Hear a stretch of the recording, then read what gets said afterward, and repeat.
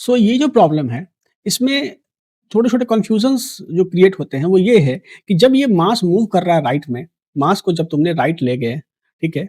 तो is the acceleration is also to the right? क्या एक्सेलरेशंस भी राइट में होगा? ठीक है?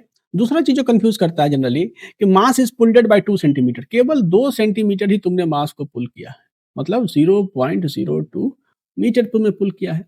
तो क्या हो रहा है क्या चीज़ कि बहुत स्मॉल डिस्प्लेसमेंट किया। And so the acceleration must also be very small. तो जब एक्सेलरेशन होगा, जब रिलीज करोगे तो एक्सेलरेशन जो होगा वो बहुत कम होगा, very small.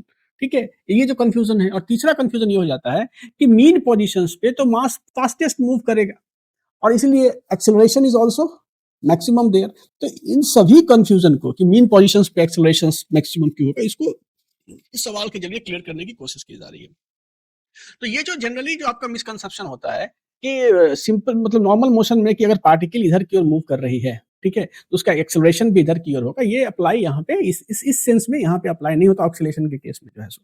So when you have pulled this block and तुमने इसको डिस्टर्ब करके यहाँ ले आया और जब तुमने रिलीज किया तो तुमने इसमें 2 सेंटीमीटर का यहाँ पे एक्सटेंशन क्रिएट कर दिया, ठीक है? और इसकी वजह से स्प्रिंग ने इधर की ओर रिस्टोरिंग फोर्स लगाया एंड दैट रिस्टोरिंग फोर्स जो एफ आर था this was equal to what minus of k times of x. Negative sign क्यों ले रहा हूँ? क्योंकि ये डिस्प्लेसमेंट तुमने इधर की ओर किया है और फोर्स इधर की ओर लग रहा है, तो इस नेगेटिव कोरेस्पोंडेंस को दिखाने के लिए नेगेटिव साइंस यूज होते हैं, ठीक है?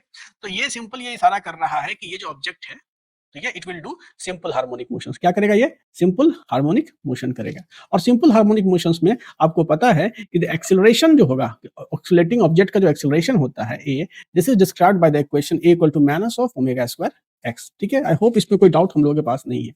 अब a equal to minus of omega square x होता है। This is the equation in which way the acceleration is described. Now सबसे पहली बात कि जो ओमेगा की वैल्यू है एंगुलर फ्रीक्वेंसी, वो इस मोशन में क्या होगा? तो आप जानते हैं ओमेगा इज इक्वल